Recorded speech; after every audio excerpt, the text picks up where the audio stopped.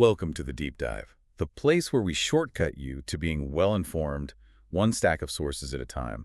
Today, we are plunging deep into some pretty significant legislation. California's new law, SB 53. And this is really essential listening if you're tracking AI governance, because this bill, it sets some sweeping new transparency requirements for the world's biggest AI developers. This is really how you get up to speed fast in a field that, let's be honest, changes way faster than regulation usually can. Exactly. And our mission here today is pretty crucial. We're going to extract the specific, the actionable bits of this law. We'll look at the really novel areas it covers, especially around automated criminal stuff, and then dissect the intense debate it kicked off, industry, politics, the whole thing. And what makes this such a big deal is California stepping out as the first state in the U.S. to put these kinds of broad safety and transparency rules on these frontier AI models. Right. And our source material for this, it's drawn from some pretty comprehensive excerpts, stuff detailing the legislative background, the final rules, and the immediate, pretty sharp reactions out of Silicon Valley. Yeah. Okay, let's unpack this then. We're talking about the heavy hitters here, right? OpenAI, Anthropic, Meta, Google, DeepMind.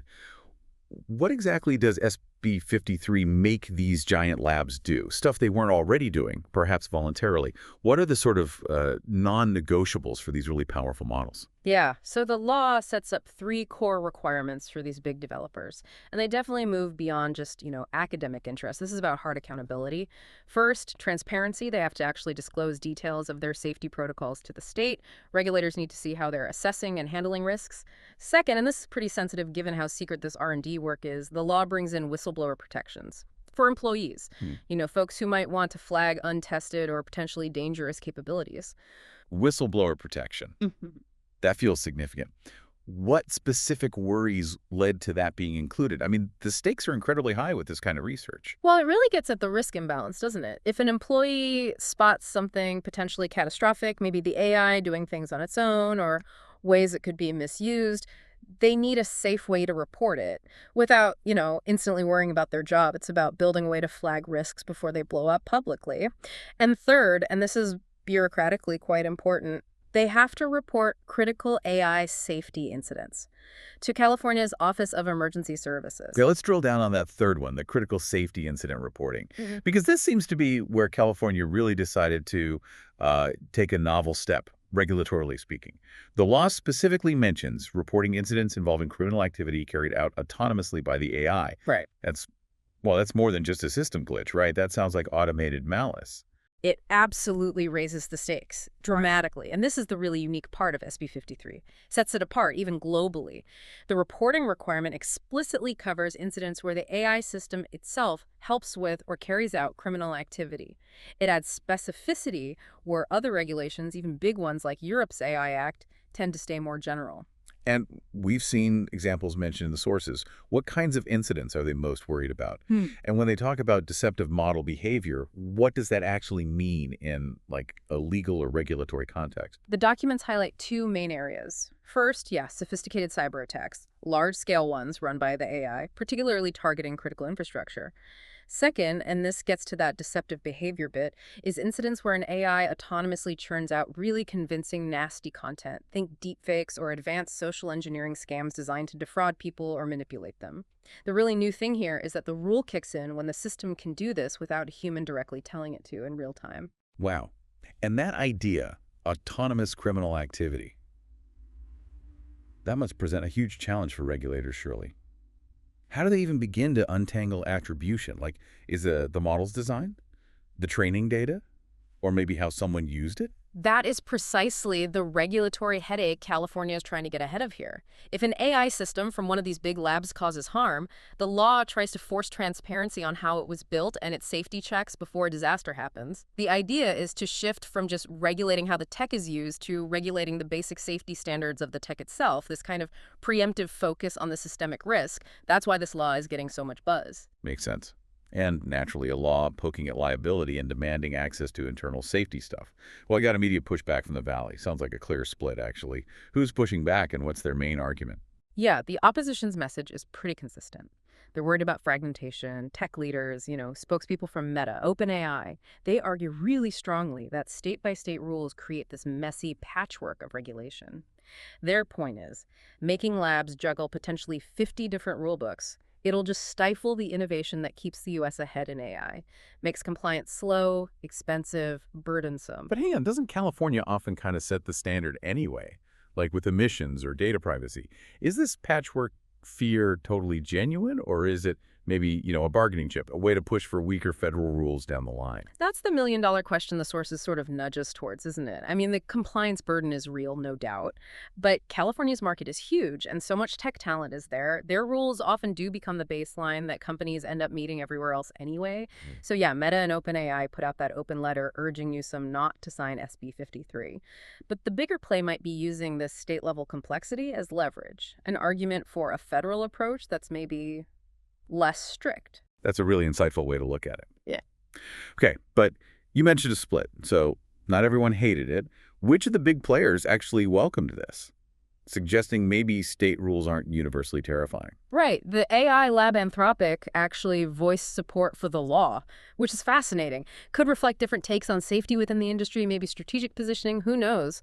But it clearly shows the industry isn't just one voice against state rules. And speaking of voices and influence, we have to touch on the political maneuvering, the source material details. Because while the public discussion is all about innovation versus safety, our sources point to some serious coordinated action happening behind the scenes. We're talking AI execs pouring serious money into political action committees, super PACs specifically. Yeah, that detail really connects the dots, doesn't it, between the policy debate and the raw power and money involved. And these aren't just small checks. Super PACs mean unlimited spending, often without clear disclosure. Money raised and spent by AI figures to shape the regulatory landscape, kind of out of public view. And why is that specific tool, the super PAC, so potent in this particular debate over regulation? Because it lets them directly fund candidates who lean towards a lighter regulatory touch. Ideologically aligned, you might say. So while companies publicly argue SB 53 will kill innovation, their private political spending works to create a legislative climate that favors, well, rapid development with fewer hurdles. It just shows how incredibly high the stakes are. This isn't just some academic debate about code. It's a massive legislative fight over the rules for what could be a multi-trillion-dollar industry. It's also pretty crucial to understand how SB 53 even got across the finish line, given that opposition, especially since, as you said, it wasn't the first attempt. Exactly right. This was Senator Scott Wiener's second go at AI safety legislation. His earlier bill, SB 147, was way broader, and it got vetoed last year largely because of that intense industry pushback. The difference this time, Wiener actually sat down with the AI companies, talked through their concerns, tweaked the bill's scope. SB 53 ended up focusing much more tightly on just those very high-risk, large-scale frontier models, narrowed it down quite a bit from SB 2047. That compromise seems to be what cleared the path for it to pass.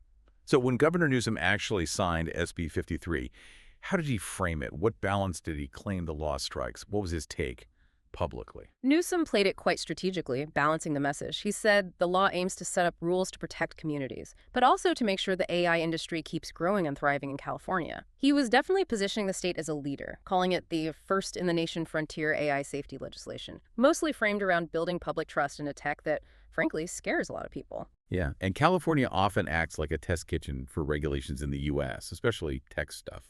So what does this mean for the rest of the country? Is this just a California thing? Oh, definitely not staying just in California. The ripple effect nationally seems pretty undeniable already. The sources show lawmakers in New York have already pushed forward a strikingly similar bill. It's sitting with Governor Kathy Hochul now, waiting for action. That kind of quick movement suggests California taking the lead here, especially on mandating safety checks and reporting autonomous criminal stuff, is quickly inspiring other big states, which ironically kind of confirms the industry's fear about that multi-state regulatory patchwork becoming reality. Right. Which brings us to what's next. Looking beyond these huge frontier models towards AI that, consumers actually interact with day to day, the source material points to another related bill under review in California, SB 243.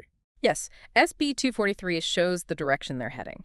Unlike SB 53, which is about those massive foundational AI systems, the brains, if you will, SB 243 focuses very specifically on regulating AI companion chatbots, sort of the consumer face of AI. And the key detail, it's already passed both legislative chambers with bipartisan support, interestingly. Okay, and what's the practical impact there for you, the listener, maybe using one of these apps? What changes? Well, crucially, if it gets signed, this law would hold the companies running these chatbots legally responsible for meeting safety and transparency standards. That's a potentially huge legal shift because it pushes accountability right into the consumer space. It could create liability if harm comes from an unchecked or deceptive chatbot you're interacting with. It basically says safety standards matter, whether the AI is running a giant system or just your personal chat app. So let's synthesize the key knowledge we've pulled out here. California's out front right, pioneering state level rules demanding transparency and critical incident reporting for the biggest AI models out there. And by zeroing in on autonomous criminal behavior, they're stepping into regulatory gaps that even major laws elsewhere haven't quite covered yet. It sets a precedent for the US that might be hard to walk back. Absolutely. And the fact that SB 53 passed after its predecessor failed, it does signal a growing political will, maybe a capacity to regulate this space. But that tension, it's still very much alive. You've got the same AI execs funding opposition to SB 53 while pushing development as fast as possible. So how will that fundamental clash, safety rules versus the drive for rapid innovation ultimately play out? Especially for consumer-focused rules like that SB 243 on companion chatbots. Will those get adopted widely? Will they be enforced? That's something for you to mull over as we watch this whole thing unfold, state by state.